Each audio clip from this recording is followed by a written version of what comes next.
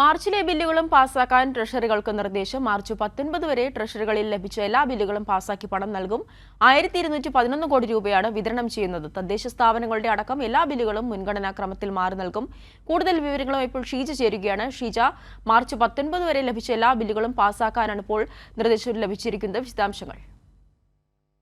തീർച്ചയായും അവിടെ ഏതായാലും മാർച്ചിലെ എല്ലാ ബില്ലുകളും പാസ്സാക്കുവാൻ വേണ്ടി തന്നെയാണ് നിലവിൽ ഇപ്പോൾ ട്രഷറികൾക്ക് നിർദ്ദേശം നൽകിയിരിക്കുന്നത്. അതായത് മാർച്ച് 19 വരെ ട്രഷറികളിൽ ലഭിച്ച എല്ലാ ബില്ലുകളും പാസ്സാക്കി അതിനുള്ള പണം നൽകുന്നതായിരിക്കും.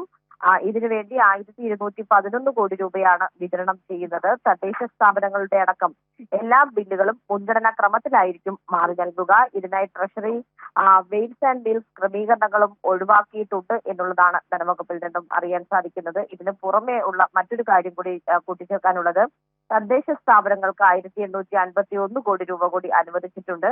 അതായത് ഇതോടെ തദ്ദേശ സ്ഥാപനങ്ങളുടെ ഈ വർഷത്തെ പദ്ധതി വിഹിതം അത് പൂർണ്ണമായും കൈമാറി കഴിഞ്ഞിരിക്കുന്നു എന്നുള്ളത് തന്നെയാണ് ഇതിന്റെ ഒരു പ്രത്യേകത. ഗ്രാമപഞ്ചായത്തുകൾക്ക് 971 കോടി രൂപയാണ് അവസാന ഗഡുവായി ലഭിച്ചിരിക്കുന്നത്. ബ്ലോക്ക് ജില്ലാ പഞ്ചായത്തുകൾക്ക് 239 കോടി രൂപ വീതവും, മുനിസിപ്പാലിറ്റികൾക്ക് 188 കോടിയും, കോർപ്പറേഷനുകൾക്ക് 214 കോടിയുമാണ് ഇപ്പോൾ അനുവദിച്ചിരിക്കുന്നത്.